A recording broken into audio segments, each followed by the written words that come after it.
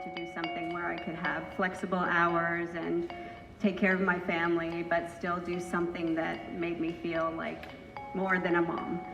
Even though being a mom is awesome, it's also fun to do something that's exciting and creative. I realized, oh my goodness, people's faces talk to me. They talk to us. If I can read faces, then I can help people communicate better, whether it's communicating their problems in their business or their personal life that they can't articulate consciously, or whether it's just finding ways to talk to somebody new that you've never met before and know something about them that they didn't think you would know because you can read their face. So over the course of a year or two, I went back and forth to California and I studied with the mentor who wrote that book. So I had to find a way to reframe the work in order to make it very mainstream and applicable to anyone that I met, so that entrepreneurs would see the value of it, teachers and students and people in relationships and people in sales could see that you really could use the face as a communication tool that is faster than a Myers-Briggs and shorter than a Colby. So, you know, just a tool that would really help you on the spot, give you information about people. Facial intelligence is about learning how to read someone's face, not only for their body language, but also looking at their features to understand what the features are telling you about who they are or how they think or what they've been through, but in a more mainstream kind of meaningful way. So one of the biggest lessons I learned in learning all of this work was that the golden rule is not a good tool. So does everybody know what the golden rule is? Do unto others as you would have done unto you, right? But the thing is, you're not me and I'm not you. So if I tried to talk to you the way I want to be spoken to, or if I try to communicate with you the way I think I want to be communicated with, it's not necessarily going to work. So I've upgraded that to the titanium rule or the platinum rule, whatever's better than gold. And I say that really the key to communication, whether you're using faces or anything, is to do unto others the way they want to be done unto. And facial intelligence, I have found, is a way to do that. Do you want to learn a little bit tonight? Okay. So one thing that everybody has that's very easy to see, and so it's kind of my, grade 1 level of facial intelligence, is eyebrows. So we all have eyebrows, right? And eyebrows actually give us a ton of information. You would not even know that, but really. But I'll give you the 3 basics. So if you meet someone for the first time and they have really straight eyebrows, so they go pretty straight across. So like our friend right here.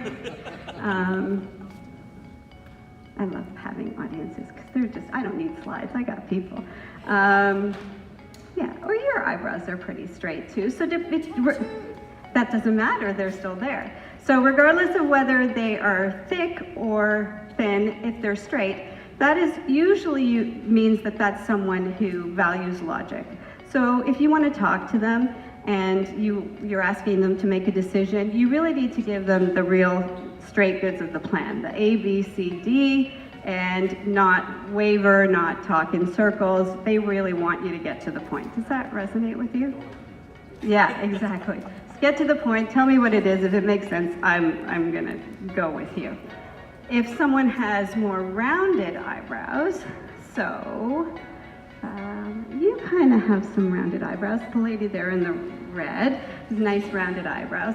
So if you have someone who has rounded eyebrows, even though they may also have a certain degree of logic that they value, they really are very people-centered in their decision making. So if they are going to make a decision, it has to make sense for all the people that are concerned in their life. So if it doesn't make sense for people in their life, then they probably aren't going to be as persuaded as if you were just giving them the straight goods. Does that resonate with you at all? Okay. Thanks. Okay. And lastly, if someone has some peaks in their eyebrows, so you have some peaks, so kind of like an upside down V, like the way the Kardashians have their eyebrows right now. You kind of have a little bit of a peak. You have a peak on one side and you have some peaky eyebrows. So if someone has a bit of a peak in their eyebrows, they're more of a quick decision maker. They kind of will, if you tell them something and it makes sense really fast, then they'll be a little bit more impulsive, they'll move quickly. They tend to not want to waste time on things. They're go-getters. Does that make sense to you? Yeah? You guys? Yeah. So that's just a little bit of what this work does for people and why I'm so passionate about it, and how really, I guess the moral of my story is that if something really resonates with you and you don't know if it's going to resonate with the people that you want to bring it to, find a way to creatively make it fit for the time and the people that you are, so that they don't miss the opportunity to get access to this wonderful tool that you want to bring to the world. And that's me. Her story was that she felt like she was always having really expecting way more from people, and then trying so hard to make everything perfect all the time. And so there's a certain kind of nose that is someone who's very much a perfectionist and very much wants to be in control. And so when she was able to look in the mirror and read her own features and every day have that reminder, she was able to then start saying, okay, yeah, maybe there's something here and I don't need to control all of this, or maybe there are things I do need to control, and so I can stand in that, or I can let go here. And that freedom gave her the ability to change so many other aspects of her life. So, anybody like